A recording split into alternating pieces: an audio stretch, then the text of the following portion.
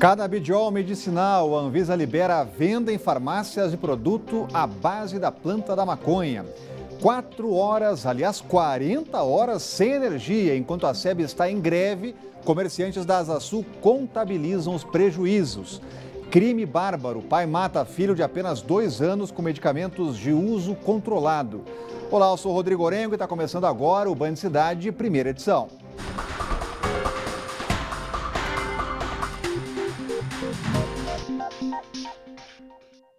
A gente começa essa edição do Band Cidade com uma reportagem para quem tem dívida. 7 em cada 10 brasileiros têm renda mensal comprometida por alguma dívida. A economia deu uma leve melhorada, o consumo das famílias aumentou, mas os salários não. E o jeito, então, é renegociar. Quem tem dívida com o banco pode procurar a agência em um mutirão de condições especiais até sexta-feira. Sorte de quem pode falar com a boca cheia que não tem dívida. O Rodrigo, por exemplo, não está entre esses sortudos. Ele deve 5 mil do cartão de crédito. Dever para a banca é assim, eles ligam todo dia cobrando e as condições assim às vezes não dá para pagar, né? Mas ele diz que se o banco oferecer uma condição interessante de negociação, ele vai quitar esse débito. Quem sabe, né? Dá para quem sabe pagar, né? Sair do nome sujo. Quem também está em busca de uma renegociação é o Carlos. Ele financiou o carro em 3 anos. Agora vai tentar uma conversa com o gerente para melhorar as condições de pagamento. Reduzir a quantidade de parcelas e o valor da dívida, porque a taxa de juros no momento que foi contratada era bem maior do que a atual. Então a gente vai negociar uma redução disso aí. E essa é a melhor hora para tentar negociar com o banco aquela dívida. Isso porque as instituições financeiras estão na semana de negociação e orientação financeira, uma opção para os clientes quitarem as dívidas. Nós estamos falando aí de em torno de 2.800.000 clientes, que 83% desse público pode liquidar a dívida com menos de R$1.000. Além disso, tem todos os outros clientes que ainda não apresentaram um atraso, mas sim podem procurar a instituição para receber a orientação e muitas vezes receber alguma condição de parcelamento estendido, incorporação de dívida, etc. A expectativa da Federação Brasileira de Bancos é atender mais de 1 milhão de pessoas durante a semana. Para facilitar o serviço, algumas agências irão funcionar até às 8 horas da noite e, em alguns casos, o problema pode ser resolvido pelo site ou aplicativo do banco. E a lista dos bancos participantes e agências que funcionam em horário especial nesta semana estão no site consumidor.gov.br. Assunto para a gente falar aqui com o Cláudio Humberto, já está com a gente por aqui. Muito boa tarde, Cláudio. Boa tarde. Como o consumidor deve lidar com essas taxas aí de cheque especial e também de justamente cartão de crédito? Pois é, olha, o consumidor que está devendo dinheiro a banco, a cartão de crédito, joga pesado, viu? Já deve mesmo, seu nome já está sujo mesmo, jogue pesado. Eles fazem reduções muito atraentes mesmo. Eu conheço gente que a dívida que era pequenininha, chegou lá aos R$100 mil com juros sobre juros e no final das contas, sabe qual foi a proposta que o banco fez a ele para ele liquidar tudo? R$16 mil. Portanto, isso só mostra, e o banco não está perdendo dinheiro nenhum aí, né? Está ganhando dinheiro e ainda assim houve uma redução bastante significativa. Gente que deve R$10 mil pode resolver o seu problema com muito menos do que isso, com várias vezes menos do que isso. E, além do mais, parcele, né? Proponha, além da redução, primeiro negocie a redução. Depois de negociar a redução, negocie também o parcelamento, porque a dívida que as pessoas têm junto a bancos e a cartões de crédito também são um problema para eles. Eles têm que se livrar disso. E, portanto, o poder de negociação de quem deve também é muito forte. Vamos falar aqui de um caso que deu muito o que falar, porque a Polícia Civil concluiu que o professor de português afastado por usar expressões de sexo explícito em uma sala de aula e em uma redação expôs alunos a vexame e constrangimento desnecessários. O inquérito agora segue para o Ministério Público, que vai decidir se apresenta denúncia agora contra o ex-professor da rede pública. O professor Wendel Santana atuava como educador temporário e no dia 13 de novembro resolveu pedir uma redação sobre posições sexuais para crianças de 12 anos. Para ilustrar o tema, ele foi além e escreveu expressões de baixo calão, algumas até pornográficas, no quadro da sala. A aula virou caso de polícia e despertou a revolta dos pais que têm filhos na escola, que fica na 104 Norte. Agora, com o resultado do inquérito da Polícia Civil, o material foi enviado ao Ministério Público, que vai decidir se apresenta denúncia contra o professor. A pena por submeter criança ou adolescente a vexame ou a constrangimento é de 6 meses a 2 anos de prisão. A nossa produção entrou em contato com esse professor temporário nesta quarta-feira. No entanto, até a última atualização desta reportagem, ele não havia respondido às mensagens, nem atendido às ligações. Cláudio Humberto, como evitar casos como esse se repitam na rede aqui do DF? Punindo exemplarmente, né? A gente não pode admitir que a própria polícia tenha reduzido esse caso a um caso de constrangimento desnecessário ou coisa semelhante, né? Isso aí fará com que esse episódio saia barato para esse estrupício que submeteu as crianças, na verdade, a um caso muito mais grave do que isso, né? Eram crianças, não eram adolescentes que estavam ali brincando com aquilo. Crianças que não sabiam sequer o significado de alguma das expressões chulas que esse sujeito escreveu na lousa, no quadro branco, negro, sei lá o que, como se chama, lá na sala de aula, né? Está saindo barato demais para ele. Não foi apenas constrangimento ilegal. Isso tem a ver, inclusive, com o Estatuto da Criança e do Adolescente, que prevê penas muito mais duras, muito mais severas do que essa.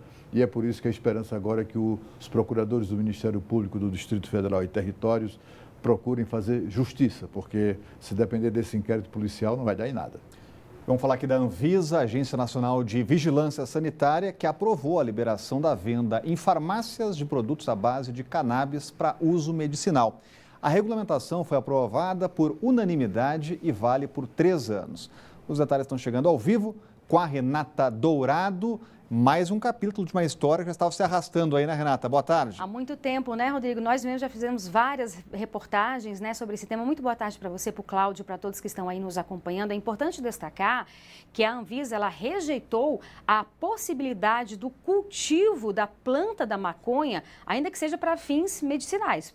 É proibido para qualquer fins, né? Mas para fins medicinais também. Então, esse fabricante, ele vai ter que importar, ou seja, ele vai ter que comprar fora do Brasil o extrato e apenas o extrato da maconha. A Anvisa também diz o seguinte, olha, ainda não é possível colocar essa substância no patamar de remédios, de medicamentos, porque não existem estudos científicos e técnicos que comprovem efetivamente a eficácia dessa substância no organismo, os benefícios, nem mesmo os danos, né? De acordo aí com esses técnicos. Embora a gente saiba, como a gente estava falando aqui, existem relatos de várias pessoas, muitas famílias também que têm crianças que têm crises de convulsão. Então, essas famílias relatam que após o uso dessa substância, esses sintomas foram amenizados, bastante amenizados. Então, há esses relatos. E hoje no Brasil, cerca de 7 mil pessoas conseguiram autorização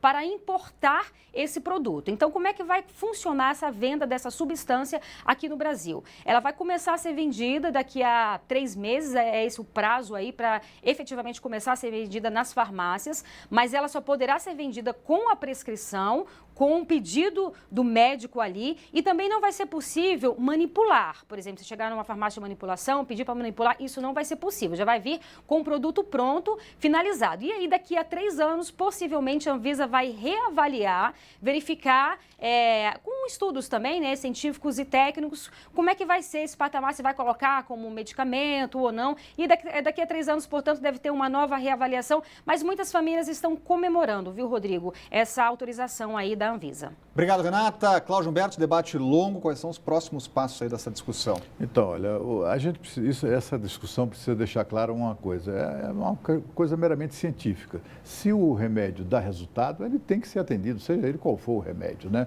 A gente precisa se lembrar que morfina, por exemplo, que é um medicamento contra a dor usado já há décadas por todo o mundo, né? Inicialmente era baseado no ópio, né? Que é uma das drogas mais tenebrosas, mais perigosas para o ser humano. A questão é que quando se noticia qualquer coisa sobre a morfina, ninguém diz assim, sabe a morfina, aquela planta do ópio? Ninguém faz isso, né? Sabe por quê? Porque não é verdade, não é a planta do ópio, é um princípio ativo no caso da morfina. No caso do canabidiol, o que se utiliza não é extrato, não é substância, não é nada baseado em maconha. É uma molécula que se encontra na planta que gera a folha que dá a maconha. É uma molécula. Mas, assim, tem muitos coleguinhas que são chegados a um cigarrinho de maconha e acabam dando a isso aspectos positivos. É como que insinuando que maconha é bom, que maconha é positivo, que maconha faz bem. Maconha não tem nada a ver com isso. O que esse remédio utiliza é uma molécula da planta, apenas uma molécula, não é? E é uma coisa tão minúscula que não se vê a olho nu. Tanto isso é importante ser dito, que ontem eu entrevistei o ministro de Cidadania, Osmar Terra, que tem um longo trabalho aí de estudos sobre a droga e também contra a droga, ele tem uma militância antiga, ele está muito preocupado com isso, criticou muito duramente a decisão da Anvisa, disse que a Anvisa não tem que se meter nisso, nem muito menos o Supremo Tribunal Federal, que está prestes a legalizar o uso das drogas no Brasil. Isso é muito perigoso, isso demanda não apenas um debate com a sociedade muito mais amplo, mas o Supremo precisa parar com essa mania de legislar. A decisão sobre legalização ou não de algum tipo de drogas aqui no Brasil tem que ser do Congresso Nacional. E o presidente Jair Bolsonaro assinou um decreto que estabelece o sigilo total de identidade de quem denunciar casos de corrupção dentro do governo federal. A corrupção no Brasil afeta diretamente a população. Segundo o estudo das Nações Unidas, esse tipo de crime consome por ano pelo menos 200 bilhões de reais, o equivalente a quase tudo que é gasto no país com saúde e educação somados. O governo afirma que uma das maneiras de diminuir a prática é incentivar as denúncias. Antes, as informações de quem denunciava irregularidades dentro da administração federal eram compartilhadas com todos os órgãos públicos e podiam até chegar a quem estava sendo delatado. O decreto assinado estabelece sigilo total por meio da Controladoria Geral da União. Então, praticamente, somente o órgão que recebeu a informação vai manter o controle dessa informação e, com isso, nós vamos manter a identidade desse denunciante preservada. E por 4 votos a 3, o Tribunal Superior Eleitoral autorizou o uso de assinaturas digitais para a criação de partidos políticos.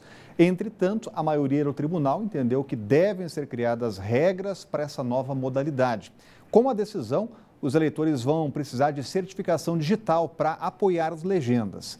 E para a construção de um novo partido, são necessárias cerca de 500 mil assinaturas, distribuídas por no mínimo 1/3 dos estados. Esse julgamento pode ajudar o presidente Jair Bolsonaro na criação de um novo partido, do seu partido, chamado Aliança pelo Brasil. E a seguir, funcionários da SEB seguem em greve. Enquanto isso, tem comércio da Asa Sul sem energia, sabe há quanto tempo? 40 horas. O Band Cidade volta logo em seguida. Completamente às escuras. É assim que estão os moradores e comerciantes da 408 Sul. São cerca de 40 horas sem energia, ou seja, desde segunda-feira. Uma situação que pode estar longe do fim, já que os servidores da SEB começaram uma greve sem data para acabar. E, em resposta, o governador Ibanez Rocha pediu pressa na privatização da companhia e o processo começou em agosto. Desde segunda-feira, os comerciantes da 408 Sul têm enfrentado problemas com a falta de energia. Em 3 dias, a Lorena, que é dona dessa clínica veterinária, tem colecionado prejuízos. Fica sem ar-condicionado também, então fica complicado. Eu não consigo ver direito como é que eu vou fazer uma avaliação clínica no animal sem conseguir ver ele direito, né? E isso além das internações que eu tive que encaminhar todas, não dá para fazer internação aqui sem luz. Então, todos os meus internados eu tive que encaminhar para outras clínicas. Cirurgia eu perdi 3 de segunda para cá, né, de hoje, porque eu também cancelei a de hoje já, porque eu não sei se vai voltar. Então a gente, assim, o prejuízo está gigantesco. Mas a dor de cabeça causada pela queda de luz não é de hoje. Na semana passada, o forno do restaurante do Rodrigo queimou por conta da instabilidade da energia. A gente teve prejuízo com o forno combinado, com o motor central dele, que é R$ 7.500, o motor central do forno. No break já foram uns 2 esse ano. Sábado o sistema travou porque o Windows ficou lá inicializando, não conseguia funcionar. E para complicar ainda mais a situação, a greve dos funcionários da SEB entrou no 2º dia. A companhia informou que os chamados dos consumidores estão sendo atendidos pelas equipes de plantão por ordem de chamada. Mas os comerciantes dizem que acionam o serviço, só que nada é feito. Não faz sentido eles demorarem tanto tempo para uma área comercial ainda. Os funcionários da SEB resolveram cruzar os braços em uma tentativa de pressionar o governo a garantir a manutenção de benefícios. No entanto, no portal da Transparência é possível ver algumas distorções no pagamento dos benefícios. Em alguns casos, mesmo o salário sendo maior do que o outro, o benefício pago chega praticamente ao mesmo valor. A empresa propõe a retirada do ticket natalino e ainda a redução na remuneração de férias. Durante uma entrevista, o governador Ibanez Rocha falou que o impasse só reforça a necessidade de uma privatização. Nós tivemos acesso ao áudio de parte dessa entrevista. Então, é a prova de que nós estamos no caminho certo quando eu trato da privatização da SEB. Você tem, por exemplo, ao invés de se pagar 1/3 de férias, se paga 90% de férias. A greve deles é uma greve injusta, uma greve que penaliza a população do Distrito Federal. O que eu vou fazer daqui para frente é acelerar o processo de privatização da empresa. O governo da capital deu início à privatização da SEB em agosto deste ano. O Banco Nacional de Desenvolvimento Econômico e Social será o responsável por elaborar o projeto. Os acionistas da SEB aprovaram a privatização em junho em uma proposta que prevê a venda de 51% das ações da empresa. O restante continuará nas mãos do GDF. Jorge Humberto, a gente viu o prejuízo daquele empresário, né, contabilizando ali milhares de reais de prejuízo. Quem é que vai pagar essa conta do empresário? Ele mesmo? Nós todos, né, que temos que pagar ele próprio, né? Hoje, por volta das 9h30 da manhã, acumulavam-se 718 pedidos de consumidores, de cidadãos e cidadãs aflitos com a falta de energia, e esses caras de braços cruzados para a manutenção de regalias. Eles falam em benefícios, mas os benefícios que eles falam são, por exemplo, o auxílio babá, essa coisa repugnante que nós somos obrigados a pagar, porque, afinal de contas, quem tem assinado, ou quem assina os acordos entre a pelegada dos sindicatos e a SEB, é a diretoria, em geral composta por funcionários da própria SEB. E aí nós somos obrigados a pagar uma série de auxílio babá, auxílio não sei o quê, auxílio escola, auxílio paletó, um monte de coisa que se somam a salários que chegam à média na área técnica de mais de R$42 mil, o dobro do que ganha o governador do Distrito Federal. Isso sem contar casos que de vez em quando acontecem na SEB, como a gente verificou no ano passado, de engenheiro ganhando mais de R$300 mil em um único mês. Eles agora estão de braços cruzados, fazendo greve, chantageando o governo e fazendo da população refém, exatamente para a manutenção dessas regalias e desses privilégios. O governador faz muito bem de jogar pesado com essa gente e não pode refrescar. E tem mesmo que acelerar o processo de privatização. Já passou da hora de privatizar a SEB. E o relator do orçamento vai discutir justamente uma proposta que aumenta o fundo eleitoral. O fundo eleitoral, que hoje está em R$1 bilhão e 700 milhões de reais, vai para R$3 bilhões e 800 milhões de reais, se essa proposta for aprovada. A justificativa para o aumento é que houve revisão na estimativa de receitas. A gente já vai voltar a falar com a Renata Dourado. Deve passar esse aumento no fundão eleitoral, Renata? Será? Eu pergunto para você, deve? Ah, deve, né? Tem todo mundo apoiando os principais partidos. Pois é, exatamente isso. Esse foi o argumento do relator, né, para fazer essa mudança. Ele falou o seguinte, olha, eu me reuni com presidentes de praticamente todos os partidos e foram eles exatamente que pediram para ter esse aumento. E é óbvio, né, que o governo, a equipe econômica não está gostando nada dessa movimentação aí deles legislarem em causa própria, né? Termina sendo isso. Então a gente lembra aqui que que no primeiro momento a previsão orçamentária do governo era destinar 2,5 bilhões de reais para o fundo eleitoral. Depois o governo fez ali uma revisão, viu que o cobertor estava curto. Não, vamos reduzir? Vamos reduzir. Mandou uma nova proposta de 2 bilhões destinados, portanto, para o fundo eleitoral das eleições municipais, né, do ano que vem. E aí, imagine você, de acordo com essa proposta aí, praticamente dobra esse valor, né? 3 bilhões e 800 milhões de reais. Como é que está a tramitação? Até então, o debate está na comissão mista de orçamento, inclusive tem reunião hoje à tarde, logo mais às 2h30 da tarde. Pode ser, portanto, que essa proposta seja aprovada hoje nessa comissão mista de orçamento e depois vai para um plenário numa sessão mista do Congresso, ou seja, juntando ali senadores e também deputados. E aí vamos ver se eles aprovam, né, Rodrigo? Tudo indica, infelizmente, que sim. A gente deu ontem aqui a notícia do aumento do PIB, um aumento tímido, é verdade, mas um aumento importante, e aí gastar praticamente 2 bilhões de reais a mais em campanha eleitoral, em fundo eleitoral, bastante complicado, né? Pois é, Renata vai acompanhar. Cláudio Humberto, não teria outra prioridade para o Congresso agora nessa reta final do ano? Pois é, tem muitas coisas importantes para votar, né? Mas eles estão mesmo empenhados nesse assalto final aos cofres públicos, né? Se você for verificar, o volume de dinheiro que eles estão querendo tirar do nosso bolso para financiar a campanha eleitoral deles é muito maior do que todo o dinheiro que eles roubaram dos cofres públicos para financiar suas campanhas através de contratos com as empreiteiras Odebrecht e tantas outras que a Lava Jato descobriu. É muito mais dinheiro do que eles conseguiram tirar naquela ocasião. O que é que eles fizeram então? Com a Lava Jato, eles ficaram com medo de procurar novamente as mesmas empresas para se oferecer para ser subornado, para receber propina, com a garantia de favorecer essas empresas em licitações fraudadas. Para não ter Polícia Federal na porta, eles criaram essa lei que estabeleceu o financiamento público de campanha eleitoral. Financiamento público também para manutenção dos partidos. Só isso vai 1 bilhão de reais. Campanha eleitoral, eles estão querendo agora ir lá já por quase 4 bilhões de reais para que nós financiemos a campanha dele. Por quê? Eles legalizaram algo que antes era feito através de roubalheira. E o senador Renan Calheiros virou réu pela primeira vez na Lava Jato. Ele vai ser investigado pelos crimes de corrupção e lavagem de dinheiro. A segunda turma do Superior Tribunal Federal aceitou a denúncia da Procuradoria-Geral da República contra o senador. Renan é acusado de ter recebido dinheiro da empresa NM Engenharia entre os anos de 2008 e 2010. Para manter Sérgio Machado na presidência da Transpetro. Os repasses teriam sido feitos pelos diretórios do MDB e do PSDB em Aracaju, Alagoas e Tocantins. O relator do Supremo, o ministro Luiz Edson Fachin, só viu provas de beneficiamento a Renan em Tocantins. A defesa nega os crimes e diz que o parlamentar é alvo de perseguição. Em nota, o senador afirmou que a Polícia Federal foi assertiva quanto à falta de provas. Renan Calheiros é alvo de mais 9 investigações relacionadas à Lava Jato. Outros 8 inquéritos já foram arquivados por falta de provas.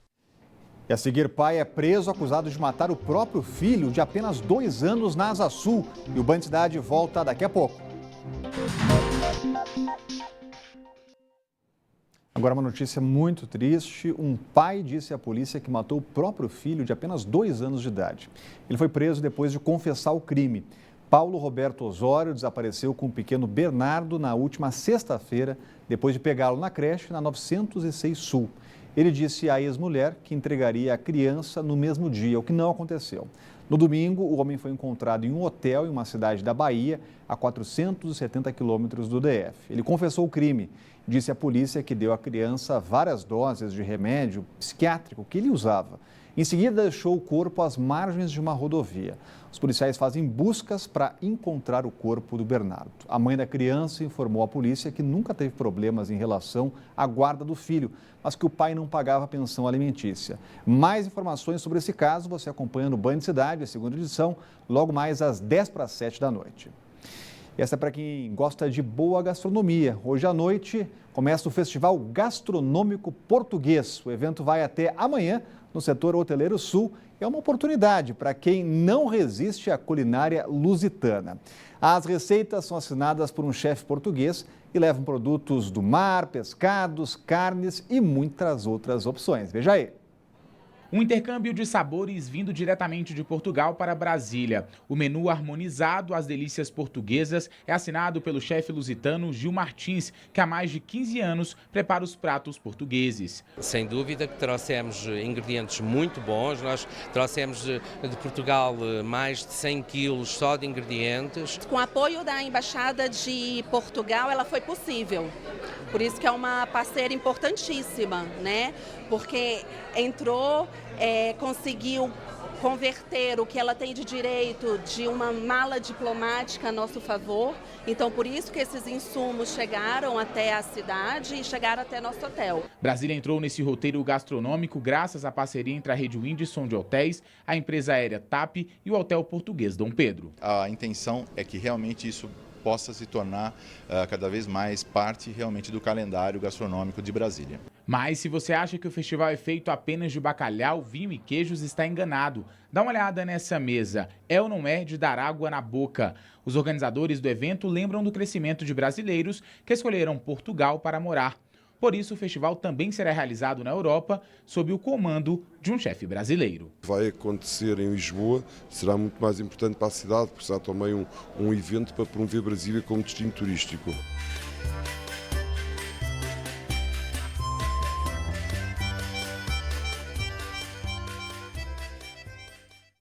Só reforçando, o festival vai até amanhã no Hotel Windsor Plaza Brasília e mais informações você tem no 2195 1100. É que na Band, você sabe, tem um canal direto para fazer denúncias, sugestões de pauta, mandar os vídeos, problemas aí onde você mora. Então é só anotar nosso WhatsApp do Band Cidade, o 99976-9204. O Band Cidade, primeira edição, vai ficando por aqui. Vem chegando aí os donos da bola. E a gente volta a se encontrar amanhã ao 12:30. Tchau!